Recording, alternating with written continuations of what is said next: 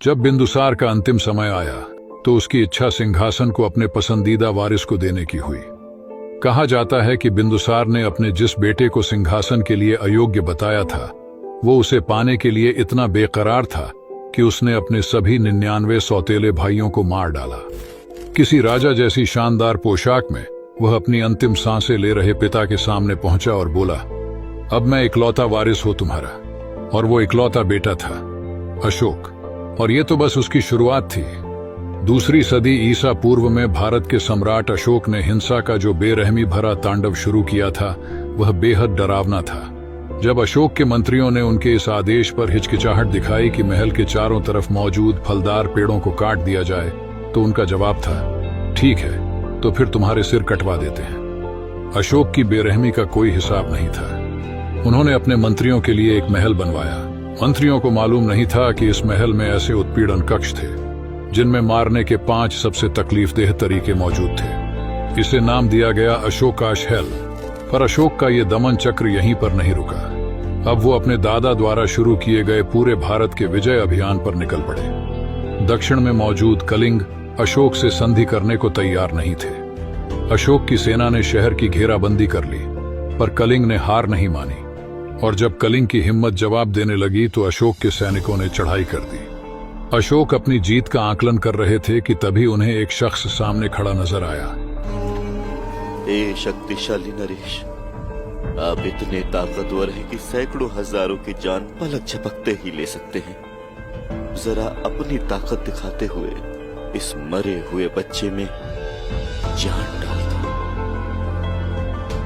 आखिर यह निडर भिक्षुक कौन था जिसने अशोक को उनके युद्ध अपराधों की याद दिलाने की हिम्मत की? उसकी असली पहचान तो नहीं मालूम पर यह जानते हैं कि वह बुद्ध का शिष्य था। उस समय से 200 साल पहले मौजूद इस विचारक का नाम ज्यादा मशहूर नहीं था। बुद्ध संदेश देते थे अहिंसा, बोध और करुणा का। उनके अनुयायी धन वैभव को त्याग कर पूरी दुनिया में घूमते हुए अपने जीवन को मिसाल बनाकर बुद्ध के संदेश फैलाते रहते थे। यह भिक्षु उन्हीं में से एक था और अपनी हिम्मत और अक्लमंदी से उसने एक बेरहम राजा में भी करुणा जगा दी और अशोक हमेशा के लिए बदल गए। उन्होंने कत्लेआम वाली जगह यह स्तंभ बनवाया। ऐसे और स्तंभों का भी निर्माण करवाया गया।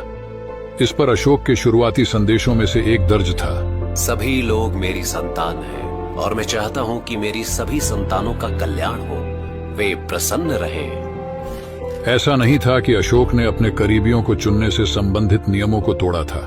दरअसल उनके करीबी कौन कौन थे यह परिभाषा बदल गई थी। उन्होंने जीवों की बलि और मनोरंजन के लिए शिकार पर रोक लगा दी। उन्होंने पूरे भारत में पशुओं के लिए अस्पताल बनवाए और नागरिकों से जानवरों के प्रति दयालु होने को कहा। अशोक ने यह सुनिश्चित किया कि गांवों और शहरों में रहने वाले लोगों के लिए कुएं खुदवाए जाए। उन्होंने सड़कों के किनारे पेड़ लगवाए, आश्रय स्थल बनवाए ताकि यात्रियों को सुविधा हो और जानवरों को हर समय पेड़ों की छांव मिल सके। अशोक ने आसपास के छोटे देशों के साथ शांति संधियां की जो पहले कभी उसके नाम से थर्राते थे। अशोक ने भारत पर और 30 साल तक राज किया और इस दौरान विद्यालय, विश्वविद्यालय, अस्पताल और स्वास्थ्य गृह बनवाए गए। उन्होंने महिलाओं के लिए शिक्षा शुरू की, निःशुल्क स्वास्थ्य सेवाओं की शुरुआत की गई और यह सुनिश्चित किया गया कि दवाएं हर समय उपलब्ध रहे। अशोक का यह आदेश था कि सभी धर्मों को एक समान माना जाए। उन्होंने कहा कि गलत तरीके से कैद या बेरहमी के शिकार लोगों के साथ न्याय हो। अशोक के शासन में जो मंदिर, महल और स्तंभ भारत में बनवाए गए थे, धार्मिक कट्टरवादियों ने उनमें से ज्यादातर को तोड़ डाला। उन्हें सम्राट अशोक की ये सारी चीजें दिखावा भर लगती थीं। धार्मिक कट्टरवादियों के विरोध के बावजूद अशोक की विरासत आज भी कायम है। बौद्ध धर्म दुनिया की सबसे असरदार धार्मिक विचारधाराओं में से एक बन गई। अशोक के संदेश अरामीक भाषा में पत्थरों पर उकेरे गए। यह यीशु की भाषा थी जो इस दौर से कुछ 100 साल बाद पैदा हुए थे।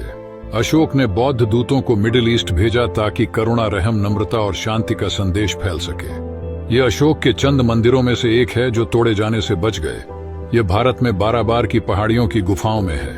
पर सम्राट अशोक का सपना अलग है। इसकी गूंज समय के साथ और बढ़ती ही जा रही है। और ऐसे ही इंटरेस्टिंग वीडियोस के लिए हमारे फेसबुक पेज फैक्ट भाई को फॉलो करें।